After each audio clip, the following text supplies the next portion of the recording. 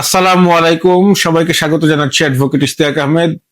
আজকে যে বিষয়টি নিয়ে আলোচনা করছি তা খুবই গুরুত্বপূর্ণ এবং এটি হচ্ছে একটি লিগ্যাল টার্ম, বা এই শব্দটি যদি লিগ্যাল অর্থে ব্যবহৃত হয় তাহলে কি অর্থে ব্যবহৃত হয় সে বিষয়টি নিয়ে আলোচনা করছি। এটি হচ্ছে প্রিজুডিস। প্রিজুডিস শব্দটি দ্বারা মূলত যদি আইনের ক্ষেত্রে ব্যবহার হয় তাহলে বোঝা যায় যে কোনো একটি বিচারিক প্রক্রিয়াকে বাধাগ্রস্ত করা বা কাউকে কোনো একটি অধিকার হতে বঞ্চিত করাকে প্রিজুডিস বলে।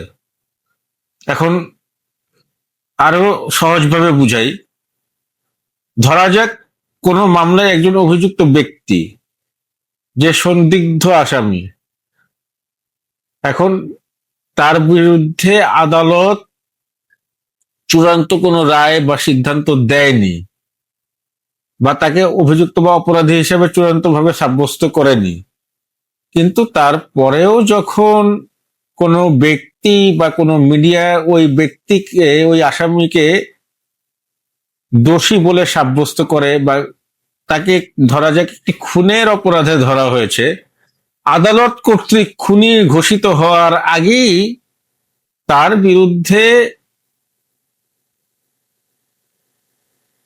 এমন সব কথা বলা হয়েছে বা প্রচার করা হয়েছে যে তাকে একরকম মিডিয়া ট্রায়াল করে খুনি বানিয়ে দেওয়া হয়েছে।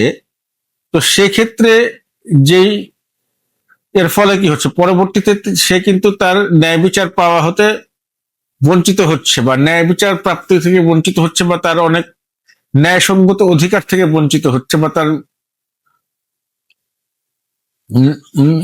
ন্যায় বিচার প্রাপ্তি ব্যাহত হচ্ছে। সেক্ষেত্রে কিন্তু বলা যায় যে তিনি এক ধরনের প্রিজুডিসের শিকার হয়েছেন, বা এক্ষেত্রে প্রিজুডিস শব্দটি ব্যবহৃত হতে পারে। আজকের আলোচনা এতটুকুই। আপনাদের সুস্থতা কামনা করে বিদায় নিচ্ছি। আল্লাহ হাফেজ। আসসালামু আলাইকুম, সবাইকে স্বাগত জানাচ্ছি অ্যাডভোকেট ইশতিয়াক আহমেদ। আজকে যে বিষয়টি নিয়ে আলোচনা করছি তা খুবই গুরুত্বপূর্ণ। তা হচ্ছে দেওয়ানি মামলা আমরা যারা পরিচালনা করে থাকি, বা দেওয়ানি মামলার সাথে যে সকল আইনজীবী জড়িত আছেন, বা নতুন আইনজীবী যারা দেওয়ানি মামলা পরিচালনা করতেছেন, তাদের ক্ষেত্রে একটি গুরুত্বপূর্ণ শব্দ হচ্ছে ইম্পাউন্ড বা ইম্পাউন্ড ডকুমেন্টস। আজকের আলোচ্য বিষয় হচ্ছে ইম্পাউন্ড বা ইম্পাউন্ড ডকুমেন্টস বলতে কি বোঝায়।